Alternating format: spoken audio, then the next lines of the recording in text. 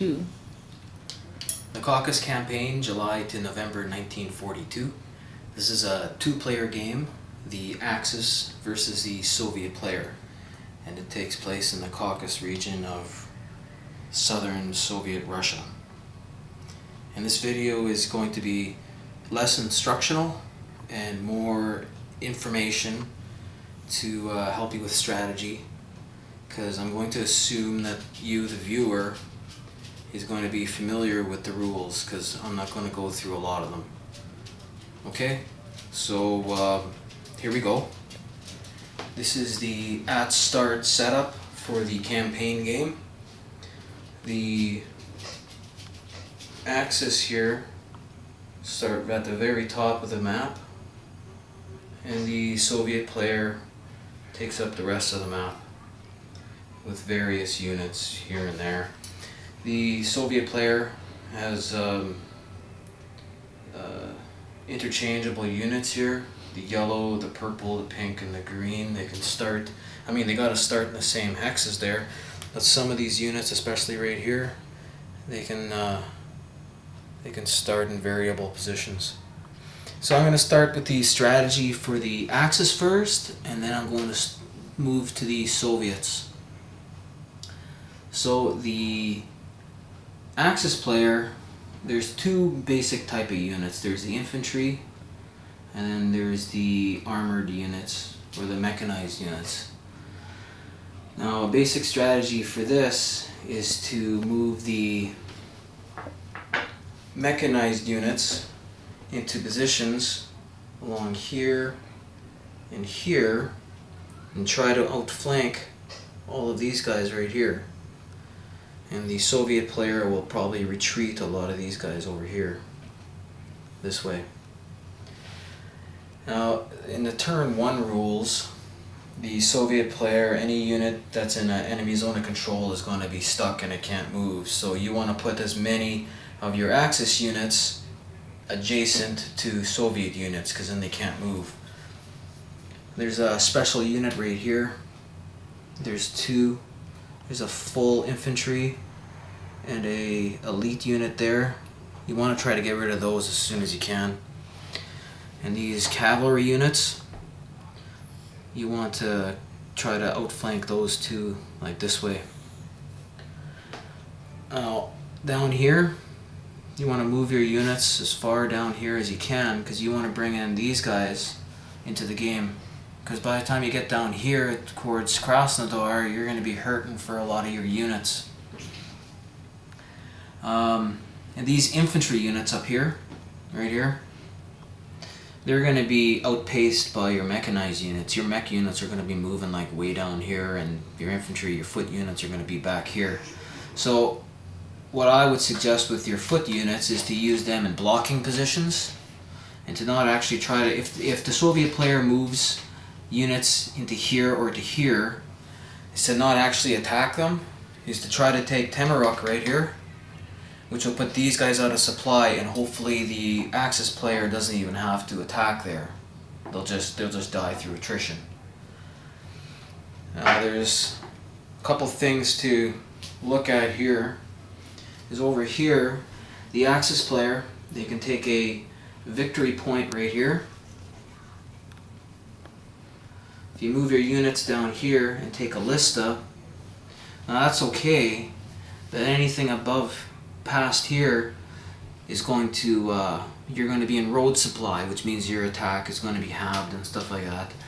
So if you're going to take a lista, if you have any plans later on of actually going to Astrakhan, you're going to have to do it really quickly, so you're going to have to put some mech units here, but I've rarely seen that, because most of your mech units are going to be down here fighting to take like Maykop and Krasnodar and Raucous and stuff like that.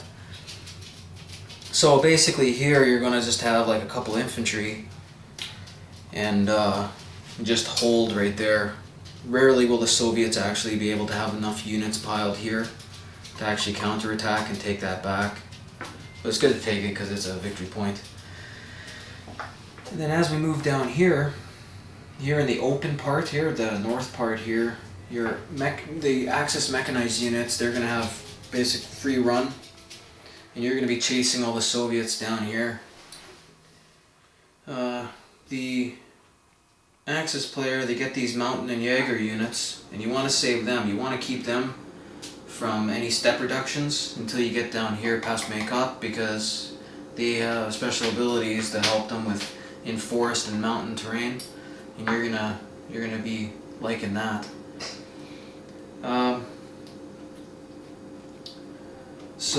The headquarters here, there's two headquarter units. There's one with a 3 movement and one with a 5 movement. The 5 movement here, you should keep that with your mechanized units. And your 3 here should be kept with your foot units. Those are important too, the headquarters, because they allow you to use your air power there. And you want to try to, with the Axis player, you want to try to create positions with your Soviet player to try to create retreats, but retreats that are impossible, so you eliminate the units.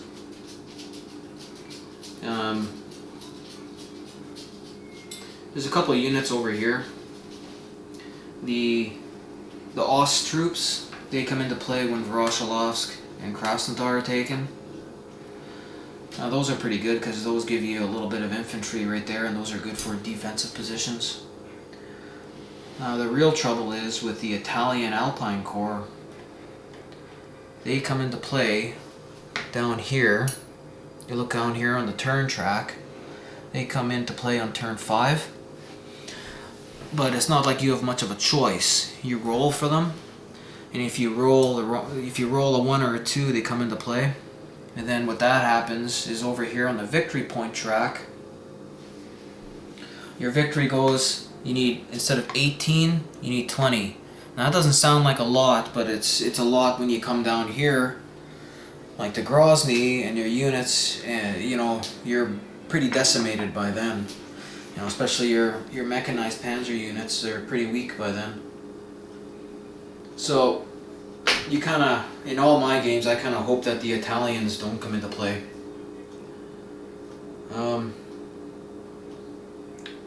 What else is there? Oh yeah, you have your air power right here. Those are, you got to use them up pretty quick, because your 8th Air Force right there, that leaves on turn 3, so you want to use it, or turn 4, you want to use it as fast as you can. And you want to make it down here to the Taman Peninsula. So you can bring in these units. There's actually 3. There's one extra one on the turn track. But you're going to need those extra units to come down here. So, for strategy now, you want to try to take this peninsula as fast as you can, and then move down here. Move this way.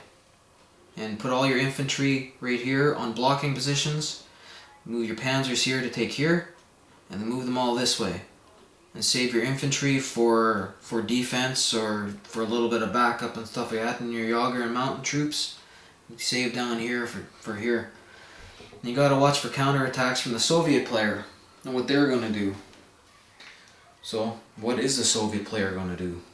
Well, the Soviet player has a hard time, because if the Axis player plays right, Soviet player will be hurting by like turn 2.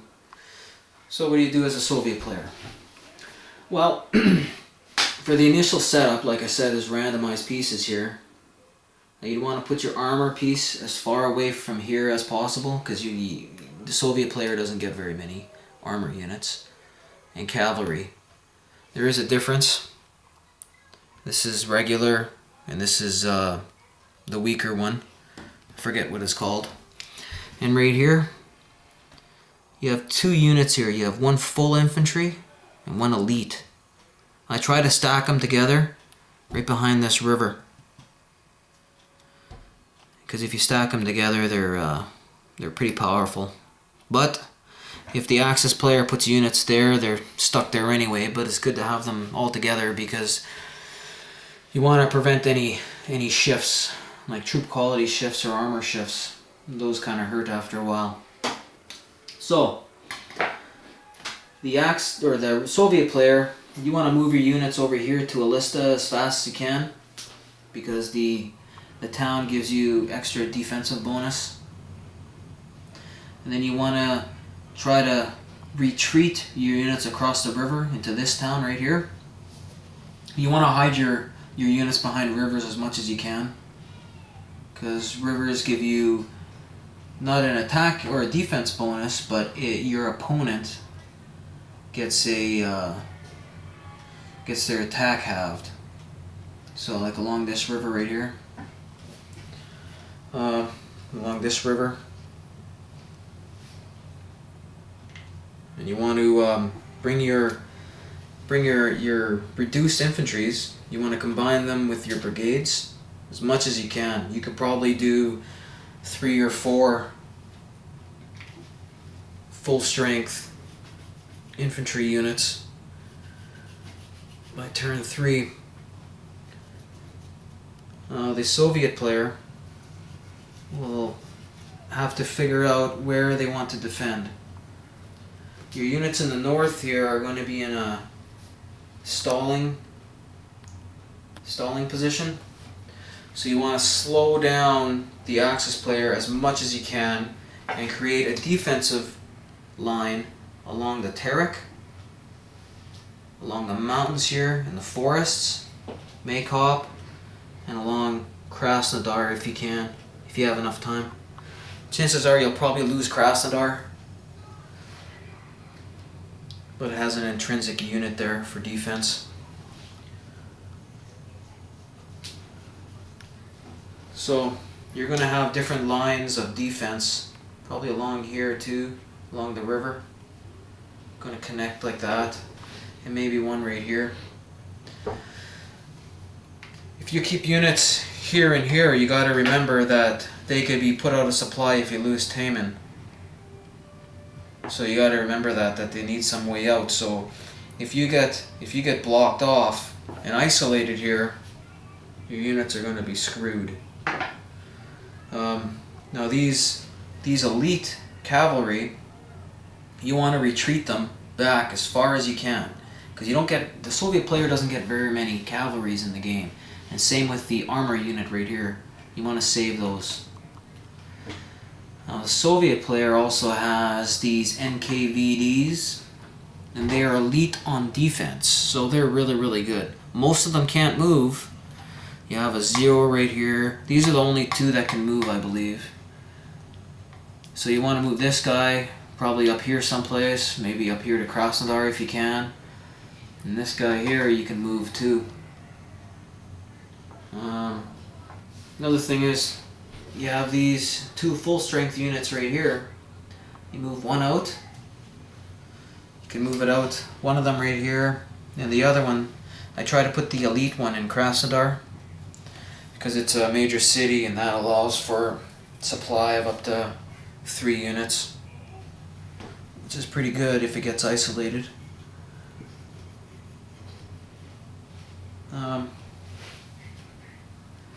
Now the Soviet player also gets randomized in reinforcements right here, which is in my little opaque cup or a bowl. One of them has to be placed in Tbilisi right here, and the other 2, they can be placed anywhere on a headquarters, which is right here in Grozny, and there's one here in Tuapse.